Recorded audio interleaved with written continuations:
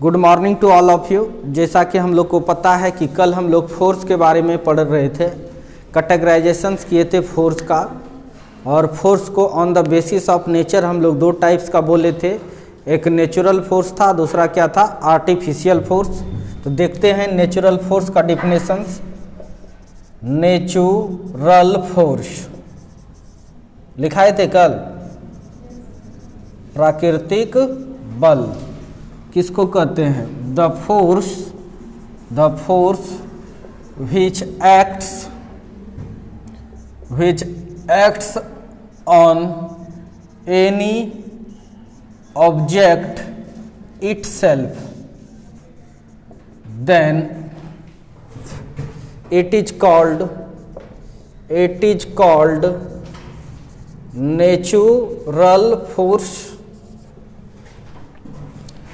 वह बल जो अपने आप मतलब स्वतः किसी वस्तु पर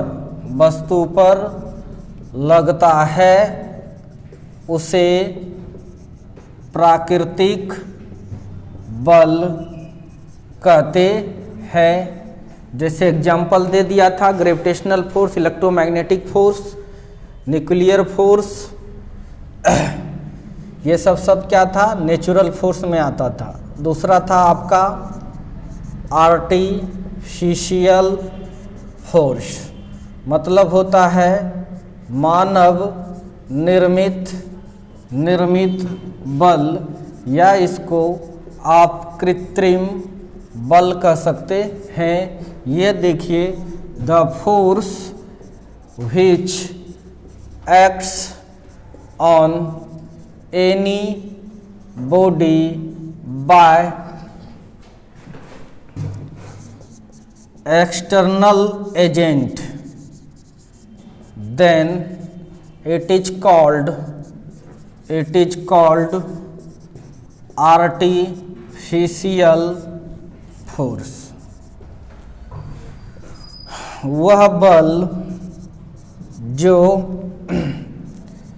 किसी वस्तु पर किसी बाह्य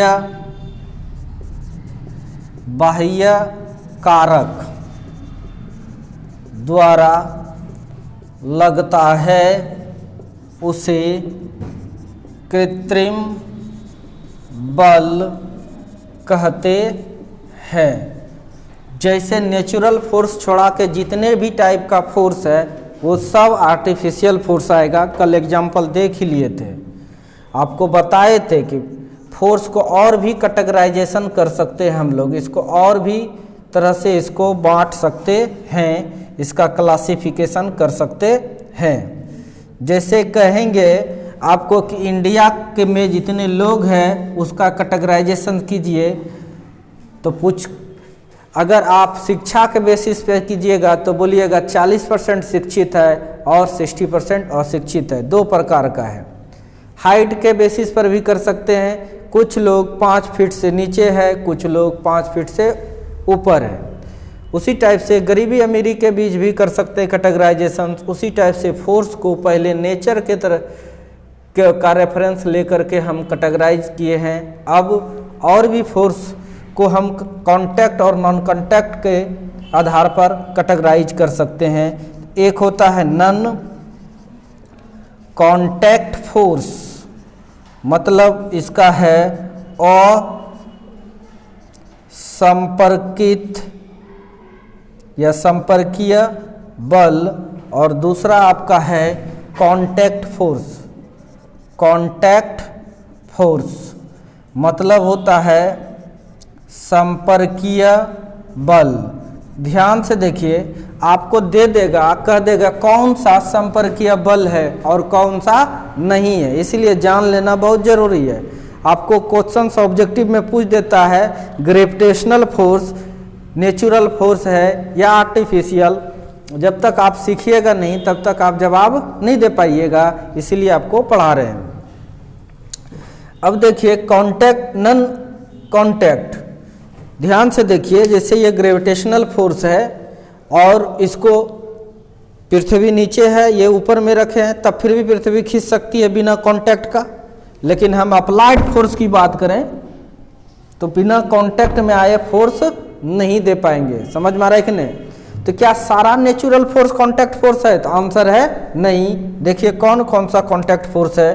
पहला आपका ग्रेविटेशनल फोर्स, ग्रेविटेशनल फोर्स मतलब गुरुत्वाकर्षण बल।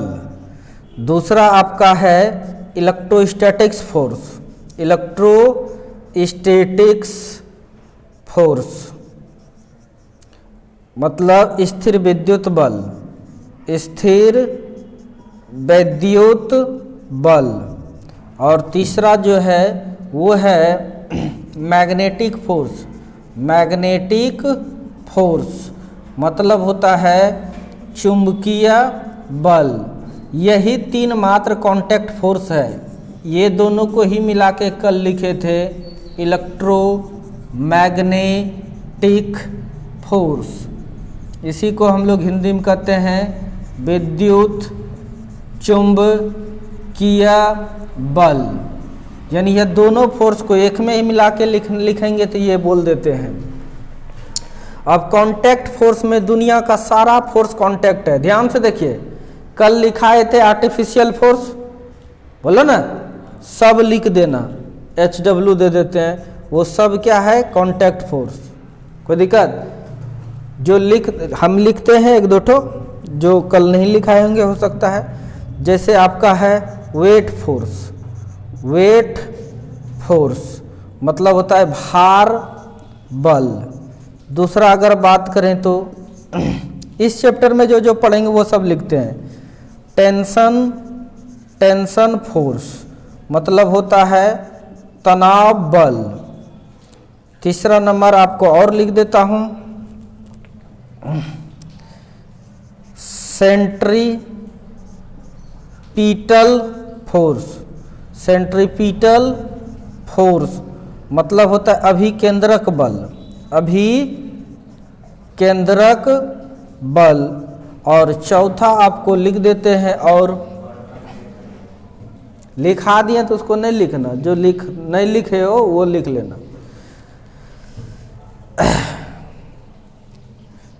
नॉर्मल रिएक्शन फोर्स, अभिलंब प्रतिक्रिया बल, ETC।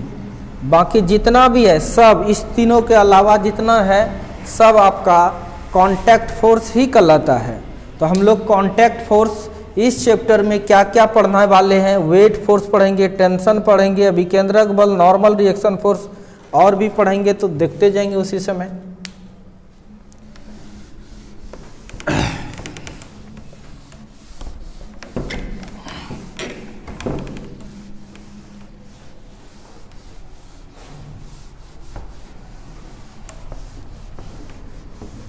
उम्र ही ऐसा है ना, क्या कहिए।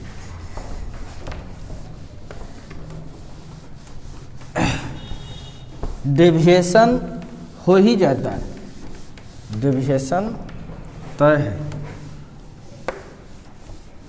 बहुत तो ऐसा स्टूडेंट आता है जो पढ़ने लायक ही नहीं है, मिटा दें। अभिकेंद्रक बल पीटल है, पी है वो।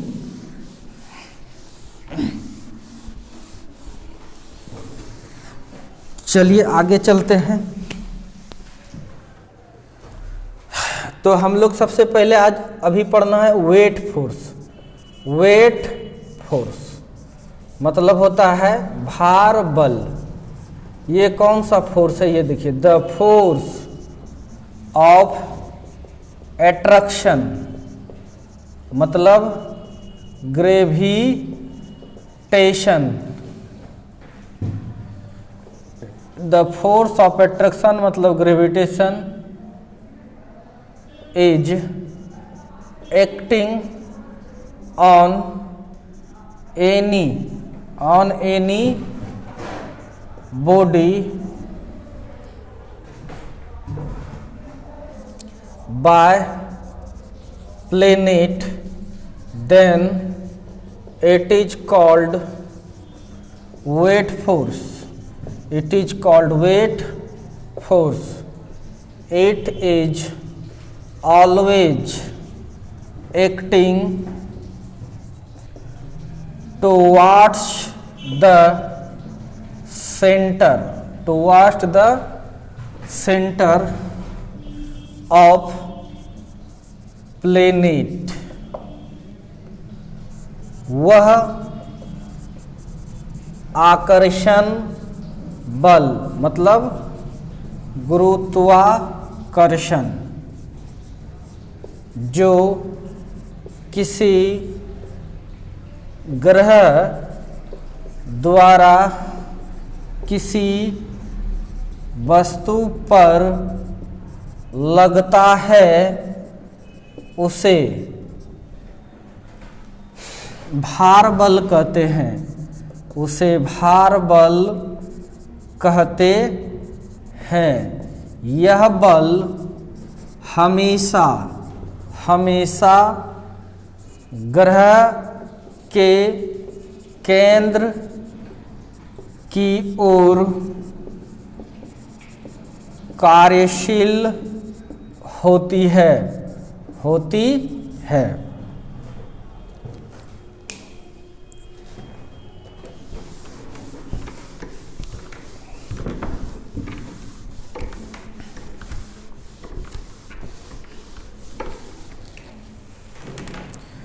जैसे देखिए हम 2-3 प्लेनेट पर कंसीडर कर रहे हैं। एक ले लिए हम जुपिटर, ये आपका है जुपिटर बृहस्पति। ध्यान से देखिए इसका ये सेंटर हो गया और ये लिए अर्थ, ये अर्थ है मतलब पृथ्वी है ये। और एक और प्लेनेट हम ले रहे हैं जो क्या है आपका मून ले लिए मतलब चांद। ध्यान से देखिए सबका ये सेंटर है, अच्छी बात है। ध्यान से देखिए यहाँ पर अगर यदि कोई भी बॉडी को रखते हैं एम मास का, ध्यान दीजिए, तो ये जो सेंटर है इसका जिधर उधर ही फोर्स लगता है। कौन सा? Weight force. कौन सा लगता है? Weight force. समझ में आ रहा है कि नहीं? ध्यान से देखो बाबू, तो वेट बराबर फोर्स का फॉर्मूला क्या होता है? M G. क्या होता है? एम ए होता है ना फोर्स का फॉर्मूला। एम ए मतलब एक्सेलरेशन।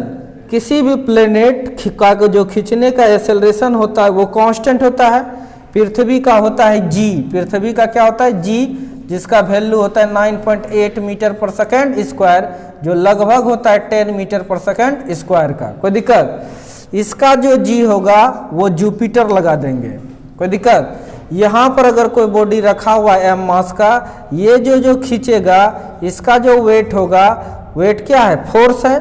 तो यह जो फोर्स लगेगा एम मास अर्थ का। कोई दिक्कत? मून पर यदि कोई बॉडी रखा हुआ है, इस पर जो फोर्स लगेगा वेट फोर्स, वो मास इनटू एक्सेलरेशन किसका? मून का। ध्यान से देखिए मून का जो एक्सेलरेशन होता है पृथ्वी से 6 गुना कम होता है। ठीक है। जुपिटर का जो एक्सेलरेशन है वो 2 टाइम्स होता है अर्थ के एक्सेलरेशन से। ठीक है, ध्यान से समझिएगा। तो ये एक वेट क्या है? एक फोर्स है। वो भी कौन सा फोर्स? ग्रेविटेशन फोर्स है ये। नहीं, फोर्स बराबर होता है ना एम ए, तो यहाँ पर जी है ग्रेविटेशनल एक्सेलरेशन, इसीलिए एम जी लिखते हैं। कोई दिक्कत? तो समझ में आ गया आपको? तो वेट फोर्स बराबर क्या हो गया? M G. क्या हो गया? M G. अगर यदि आप यहाँ पर बॉडी को रखते हैं, यहाँ एम मास का बॉडी है, तो ये इधर फोर्स लगाता होगा वेट फोर्स। समझ में आ रहा है कि नहीं? अगर यह बॉडी यहाँ पर है तो ये अपने केंद्र की ओर ही फोर्स लगाएगा, ये वेट फोर्स, जो क्या होगा? एम जी जुपिटर का। यहाँ पर भी एम जी किसका? जुपिटर का। सिमिलरली यहाँ पर जो अर्थ के पास कोई भी बॉडी होगा या हम आप जो भी रह रहे हैं उसको पृथ्वी इधर खींचेगी ये वेट फोर्स से, जिसको हम लोग बोलेंगे एम जी। जो यहाँ पर है उसको इस डायरेक्शन में हमेशा सेंटर की ओर खींचती है वेट फोर्स से एम जी अर्थ का एक्सेलरेशन। उसी टाइप से मून की बात करें, अगर मून पर आप यहाँ पर हैं तो इधर खींचेगा, ये होगा इसका वेट फोर्स और ये होगा mg मून का। तो समझ में आ रहा है कि नहीं, कोई दिक्कत? तो ये है आपका वेट फोर्स, लिखिए जल्दी से। अच्छा ध्यान से देखिए, अगर m मास का बॉडी है तो मास कहीं पर बदला, बोलो जल्दी से, मास सब जगह सेम है लेकिन g का मान हर जगह अलग अलग है, इसीलिए वेट फोर्स अलग अलग हो जाएगा। मास और वेट दोनों एक नहीं है। मूर्खौआ सब आदमी पूछेगा वेट कितना आपका, बोल देता है 50 kg, जो कि गलत बोलता है। वेट फोर्स है, वेट क्या है? फोर्स है। 50 kg जो वो बताया वो वाजिब में अपना मास बता दिया।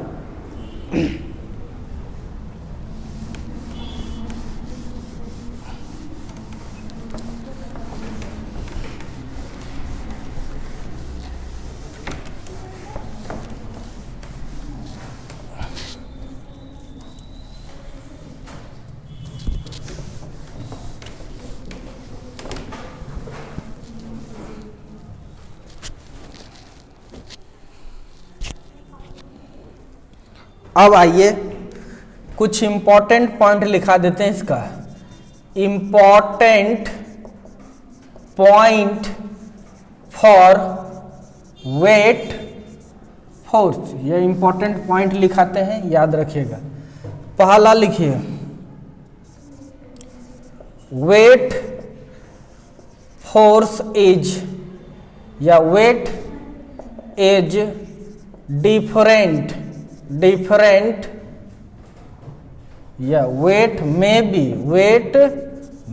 Be different at different place, यानी भार अलग अलग जगह पर अलग अलग हो सकता है। ठीक है, कहेंगे weight depends on mass and gravitational acceleration, यानी कहेंगे भार, द्रव्यमान एवं गुरुत्वाकर्षण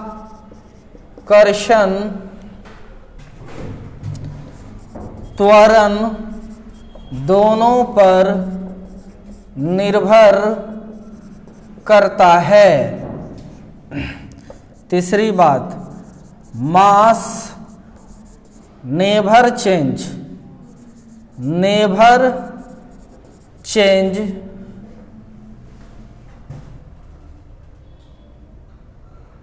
फॉर डिफरेंट प्लेस, यानी अलग अलग स्थान पर द्रव्यमान कभी नहीं बदलता है, कभी नहीं बदलता है।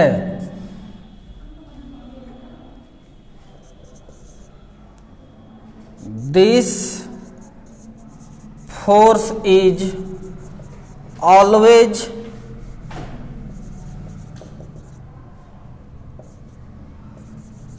acting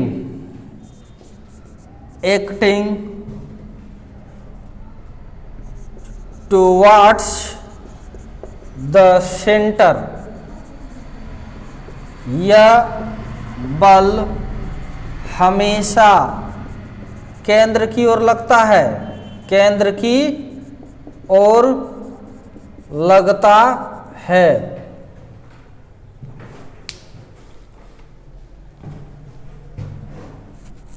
figure मिटाऊं?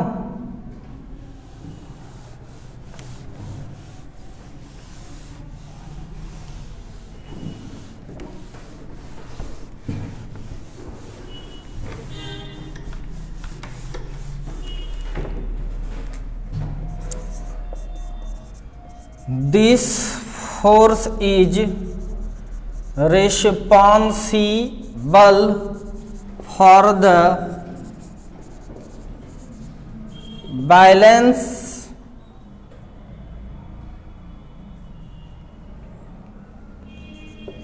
balancing the object at the surface of planet।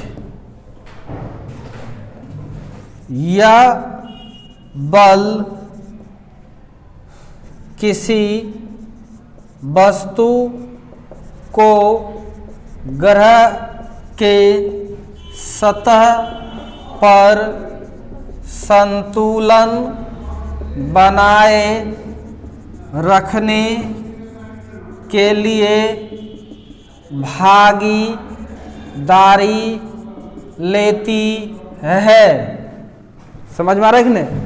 यह फोर्स अगर नहीं लगेगा तो हम लोग फिर उड़ने लगेंगे। ठीक है, एक न्यूमेरिकल क्वेश्चन दे रहे हैं, find the acceleration find the weight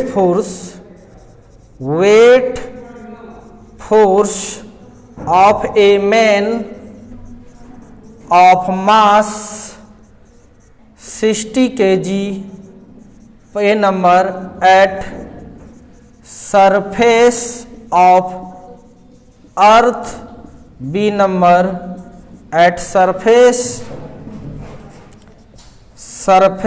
of moon and C number at surface of Jupiter.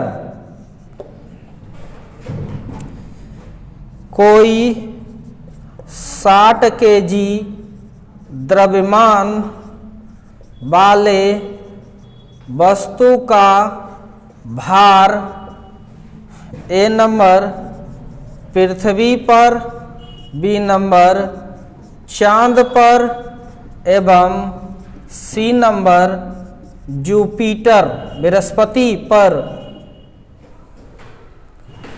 ज्ञात करें।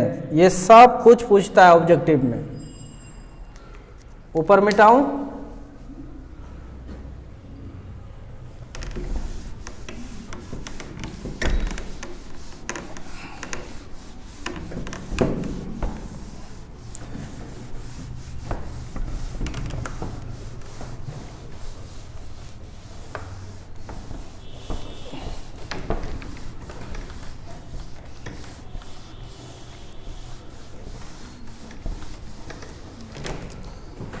ध्यान से देखिए हमारे खतरनाक मित्रों, ध्यान से देखो। आपको वेट फोर्स पूछ रहा है, वेट फोर्स पूछ रहा है कहाँ पे? पृथ्वी पे। कहाँ पे? पृथ्वी पर। तो वेट फोर्स पृथ्वी का जी, मास कितना है? 60 kg। जी का वैल्यू 10 लेते हैं लगभग, कितना? 600 न्यूटन। ध्यान दीजिए, आपका मास 60 kg है तो आपका वेट कितना होगा? 600 न्यूटन। किधर लगता है? सेंटर की ओर। नहीं, अगर वेट ऑफ मून पूछेगा तो मास इनटू एक्सेलरेशन मून का पुट करेंगे। एम एक्सेलरेशन मून का होता है पृथ्वी से 6 गुना कम, इसीलिए मास 60 है और जी का वैल्यू 10/6 कटा देंगे 10 तो कितना हो जाएगा? 100 न्यूटन। कितना हो जाएगा? वेट ऑफ जुपिटर अगर पूछेंगे तो m into mass of Jupiter, m mass of Jupiter 2 into mass of G Jupiter का डबल होता है पृथ्वी से, इसलिए 60 इंटू 2 इंटू 10 मतलब 1200 न्यूटन। ध्यान दीजिए, सुनो, यह वेट क्या बता रहा है? यानी आप अगर यदि आप हैं, अगर पृथ्वी पर है 60 kg का आदमी, तो पृथ्वी आपको 600 न्यूटन से खींच रही है। अगर नहीं खींचेगा तब तो उड़ने लगेंगे। ठीक है, यही अगर चांद पर चले जाइएगा तो मात्र चांद 100 न्यूटन फोर्स से खींचेगा। इसीलिए जिस तरह से यहाँ बैलेंस में हो, ध्यान से देखिए, जिस तरह से यहाँ बैलेंस में है वहां पर तलमल कीजिएगा, कोई दिक्कत? यहां अगर जंप करते हैं, चूंकि ज्यादा फोर्स से खींच रही है, 1 मीटर जंप करते हैं तो चांद पर आप 6 मीटर जंप कीजिएगा। 6 गुना ज्यादा है वेट, सॉरी 6 गुना कम है वेट, और तो जुपिटर पर आप आधा मीटर जंप कर पाओगे। समझ में आ रहा है कि नहीं?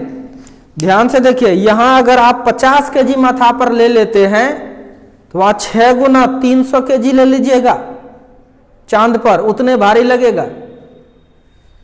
यहां पर अगर 50 केजी माथा पर लेते हैं, चांद पर आप 6 गुना ज्यादा ले लीजिएगा, क्योंकि कम फोर्स से खींचता है। समझ में आ रहा है कि नहीं? तो यहां पर 25 केजी ही ले पाइएगा। समझ में आ रहा है कि नहीं? तो ये सब बताता है, यानी डिफरेंट प्लेस पर, ध्यान से देखिए, डिफरेंट प्लेस पर वेट डिफरेंट होता है, मास चेंज नहीं करता है। देखिए कंफ्यूजन कहां होता है बच्चे को, मास चेंज नहीं करता है, हर जगह 60 केजी ही है, हर जगह 60 केजी। यह नहीं कि भार को मास समझ बैठे, जनरली लोग यही समझ बैठता है और बकबक भी करता है। ये ध्यान से देखिए, भार अलग चीज है, मास अलग चीज है। कोई दिक्कत? भार अलग चीज है, वेट अलग चीज है, मास अलग चीज है। वेट फोर्स है, मास किसी सब्सटेंस का क्वांटिटी है। तो इस चीज पर एकदम फोकस करना है। इसीलिए जब भी कभी आपको वेट पूछे, अगर आप 60 केजी का है तो 600 न्यूटन बताओ, अगर वह मास पूछ रहा है तभी आप 60 केजी बताइए।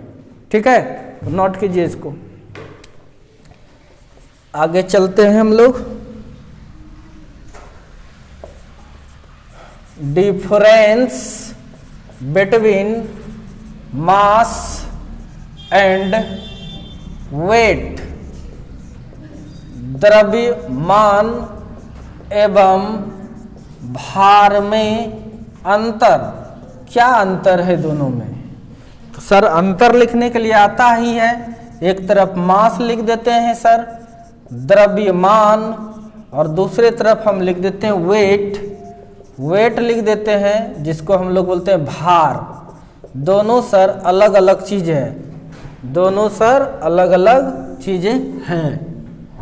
पहला नंबर लिखते हैं, मास स्केलर है, यानी mass is a scalar quantity. द्रव्यमान अदिश राशि है, अदिश राशि है। इसमें लिख सकते हैं weight, weight is a vector quantity. क्यों? फोर्स है, वेक्टर क्वांटिटी, यानी हम कह सकते हैं भार सदिश राशि है, मतलब इसमें दिशा भी है कि यह केंद्र की ओर लगता है।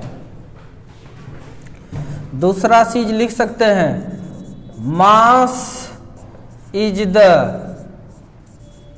Quantity, quantity of any body, any body.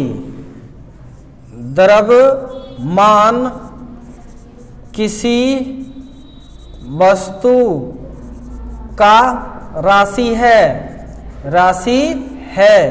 यहां पर लिख सकते हैं वेट इज द फोर्स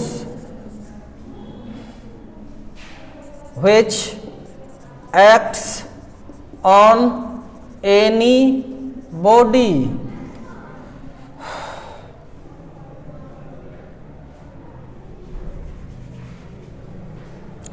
भार बल है जो किसी वस्तु पर लगता है।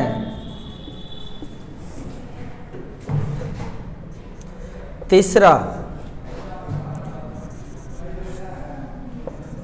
Rest mass is always constant, constant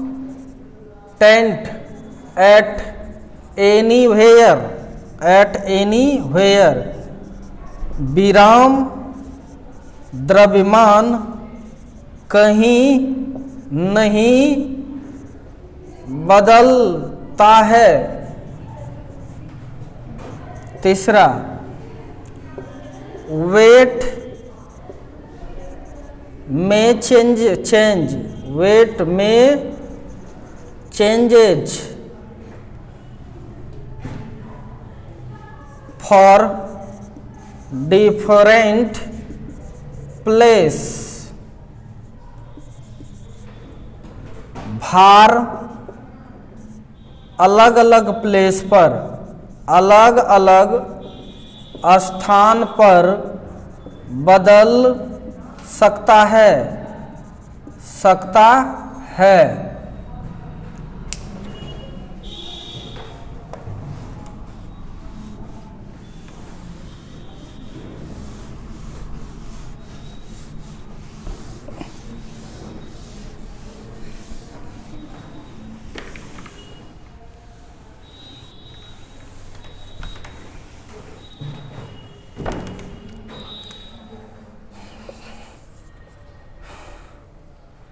Its SI unit is kg. Its SI unit is Newton. इसका SI मात्रक न्यूटन होता है, इसका SI मात्रक kg होता है।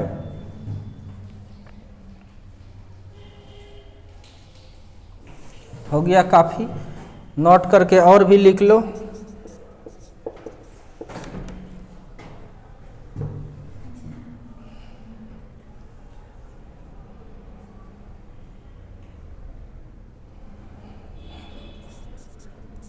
Different unit of force,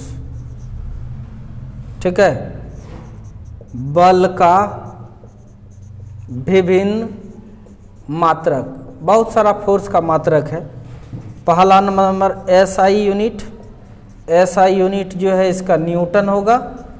B number आपको बताए थे कि CGS यूनिट जो है ये क्या होता है, डाइन,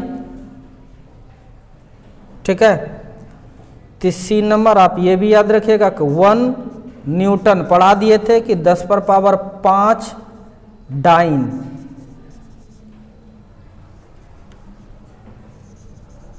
डाइन के बराबर होता है। डी नंबर देखिए, ग्रेविटेशनल यूनिट, ध्यान से देखो, इसका ग्रेविटेशनल यूनिट जो होता है ना फोर्स का, वो होता है kgf।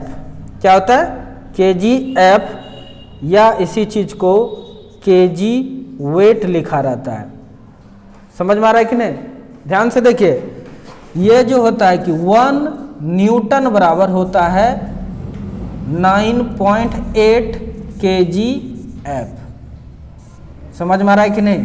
कितना होता है, 1 न्यूटन बराबर कितना होता है, 9.8 kgf, या इसी चीज को 9.8 kg वेट,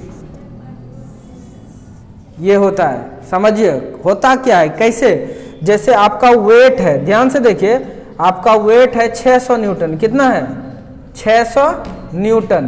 कितना है, 60 kg का है, 600 न्यूटन वेट है। अब देखिए, तो न्यूटन को हटा के ये लिख सकते हैं कि नहीं? तो हम इसी चीज को ऐसा लिख सकते हैं, समझो, यहाँ न्यूटन को हटा के 9.8 को हम लोग 10 भी कह सकते हैं कि नहीं? बोलो जल्दी से, 9.8 को लगभग 10, इतना क्या हो जाएगा, kg वेट या kgf। अब सॉरी गड़बड़ा गया, यहीं पर उल्टे लिख दिए हम। यहाँ पर क्या लिखे हैं, उल्टा। 1 kg वेट बराबर होता है 9.8 न्यूटन। समझ में आ रहा है कि नहीं? बोलो जल्दी से। यह चीज रिलेशन याद रखना है, यह रिलेशन याद रखना है कि 1 kg वेट जो है फोर्स का यूनिट, वो होता है 9.8 न्यूटन के बराबर। तो ध्यान से देखिए, इतना न्यूटन है, इतना न्यूटन है, तो इस चीज को आप लिख सकते हैं अगर भाग दे देते हैं किससे, 9.8 से, यह बन जाएगा केजी वेट। क्या बन जाएगा, यह केजी वेट। 9.8 को अगर आप 10 से भाग दीजिएगा तो क्या हो जाएगा वेट, 60 केजी वेट। क्या हो जाएगा, ये 60 केजी वेट। यानी कहने का मतलब आप अपना वेट अगर आप पूछ रहा है कोई, तो आप 600 न्यूटन कहें या तो फिर 60 केजी वेट कहें, दोनों का मतलब क्या है, सेम होता है। मूर्खवा सब यहीं पर कंफ्यूज करता है। ठीक है, ये जो केजी वेट है ना, समझ लेता है कि वेटे दिया हुआ है, वेट है ये। अरे K G weight is the unit of force. ये केजी वेट यूनिट है फोर्स का, केजी केवल मास का यूनिट होता है। नहीं, आपसे पूछेगा अगर आप 60 केजी का है तो आप बताइएगा कि 600 न्यूटन है, नहीं तो 60 केजी वेट है। मास पूछेगा तब बताना है 60 केजी है। ठीक है, तो लिखिए, इसको ऊपर मिटाता हूं।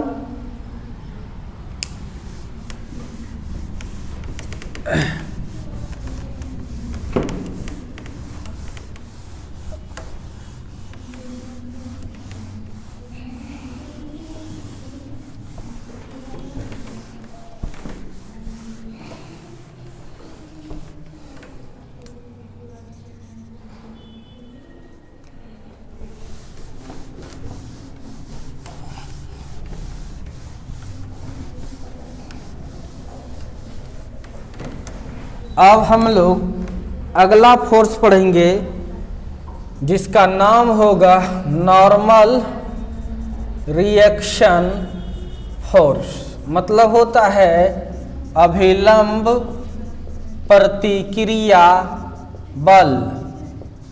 देखिए, the force of reaction which is always perpendicular to surface of action force is called normal reaction force.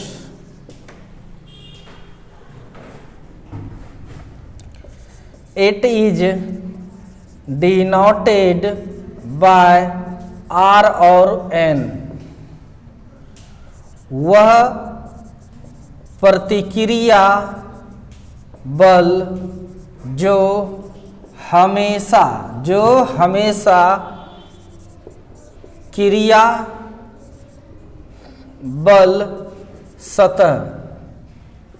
सतह के लंबवत कार्यशील होता है उसे अभिलंब प्रतिक्रिया बल कहते हैं। अभिलंब प्रतिक्रिया बल कहते हैं। इसे R या N द्वारा सूचित किया जाता है,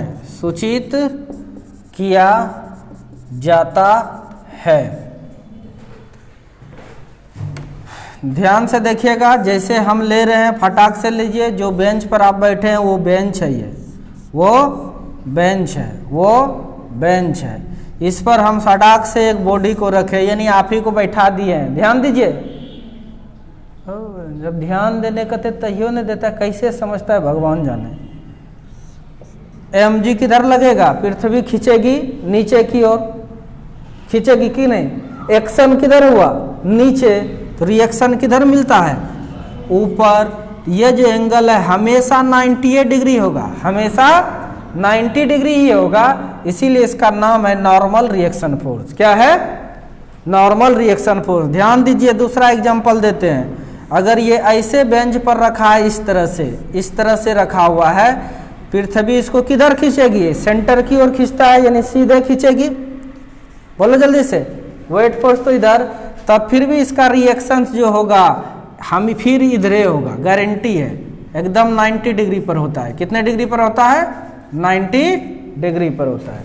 समझ में आ रहा है कि नहीं, कोई दिक्कत। इसीलिए इसका नाम रखा है नॉर्मल रिएक्शन फोर्स। ये एक रिएक्शन फोर्स है जो हमेशा एक्शन वाले सरफेस पर 90 डिग्री पर होता है। हमेशा एक्शन जहां हो रहा है उस सरफेस पर 90 डिग्री पर होता है, इसलिए इसको नॉर्मल रिएक्शन फोर्स कहते हैं। लिखिए, नीचे हो गया? नहीं हुआ तो लिखो, नीचे मिटाऊं?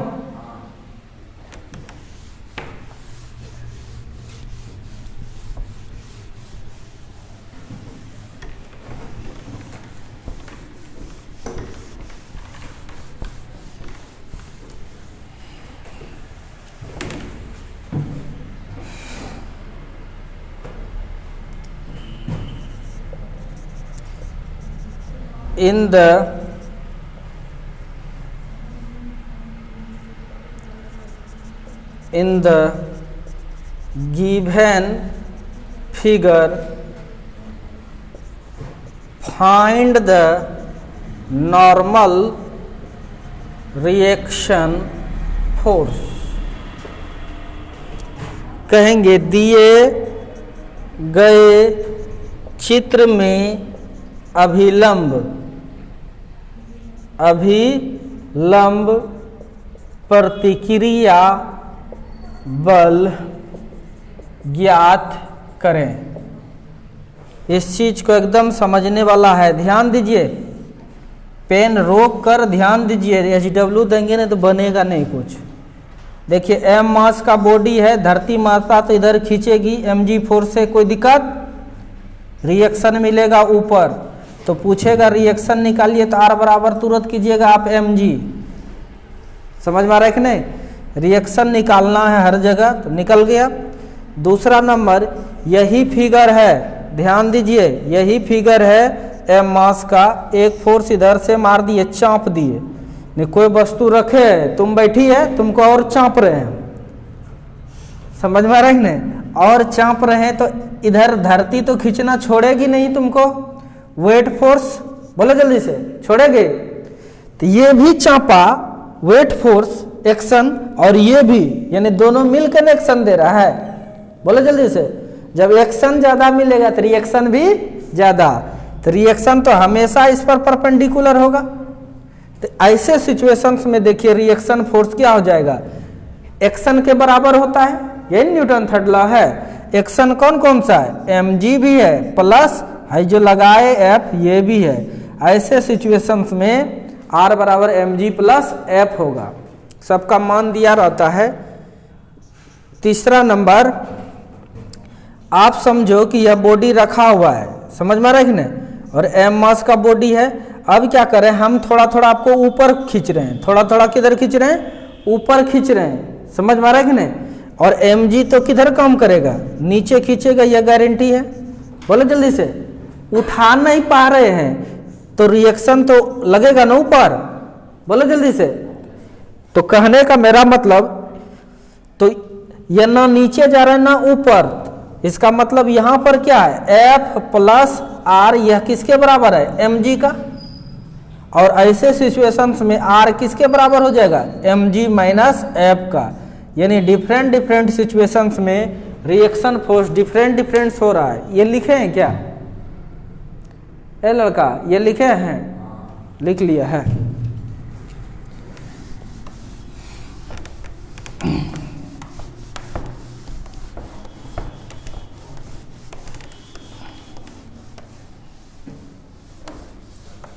और भी दे रहे हैं सिचुएशन आपको।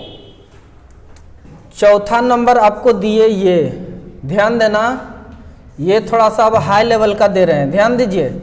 m मास का बॉडी है, कोई इसको इधर खींच रहा है F फोर्स से, समझ में आ रहा है? ये एंगल दे दिया है थीटा, कितना दे दिया है? थीटा।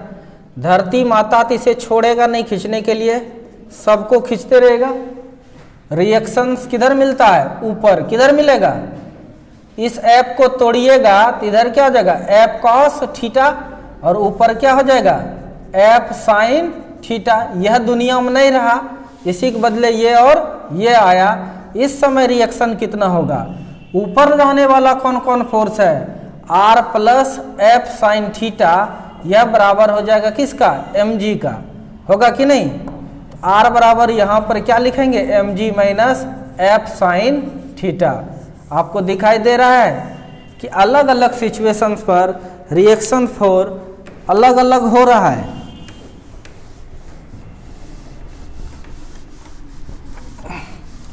नेक्स्ट देखिए, लास्ट 5 नंबर, एकदम यही बॉडी है, ध्यान दीजिए, ये एम मास का बॉडी है, mg तो खींचेगा ही, गारंटी है, वेट फोर्स, नॉर्मल रिएक्शंस लग गया ऊपर, अब फोर्स ऐसे देके चाँप रहा है, इसको चाँप रहा है, थोड़ा तिरछा, समझ में आ रहा है कि नहीं, थोड़ा तिरछा चाँप रहा है, ये एंगल है थीटा, ये है एफ, तो एफ है तो नीचे क्या हो जाएगा, एफ कॉस थीटा, क्या हो जाएगा, और इधर से क्या हो जाएगा, एफ साइन थीटा। यह बात कई एक बार यूज हो चुका है वेक्टर से, इसी के बदले ये और ये लिख सकते हैं, यह दुनिया में नहीं रहा। ऐसे सिचुएशंस में आप क्या कहिएगा, ऊपर जाने वाला केवल आर है, नीचे एक्शन कौन मार रहा है, एक तो mg भी और साथ ही सपोर्ट कर रहा है एफ साइन थीटा।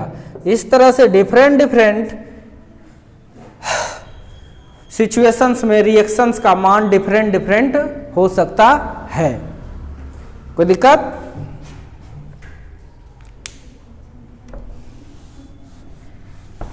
तो ये पांचों उतारिए, ये पांचों उतारिए।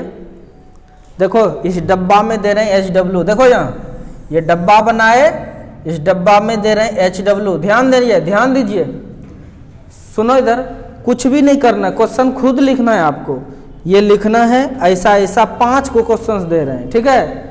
जहां m दिखेगा उस जगह पर, m के जगह पर आप 20 kg करोगे, क्या करोगे, 20 kg। कहीं कहीं तुम्हें f का मान चाहिए तो आप 50 न्यूटन पुट कर लेना, है ना। और एंगल की जब जरूरत होगा तो 60 डिग्री, और आप खुद क्वेश्चन लिखना पहले 5 ठो, अब पहले 5 गो क्वेश्चंस लिखना, समझ में आ रहा है कि नहीं। ये हेडिंग यही रहेगा, in the given figure find the normal reaction force, और 5 क्वेश्चन तैयार करना, डाटा ये सब डालना। अरे जैसे यहाँ पर फोर्स नहीं है तो फोर्स नहीं लिखना, m का मान 20 के बल छोड़ देना, कोई दिक्कत। ये सब तो खुद ना किए हैं हम लोग। तो 5 क्वेश्चन आप बनाना, इस पर HW है, हम उम्मीद करते बनाइएगा, अच्छे बच्चे का लक्षण है, जो उसको जरूर आप पूरा कीजिएगा, नहीं समझे। तो इस तरह से बस आज का क्लास यहीं रहने देते हैं। Thank you.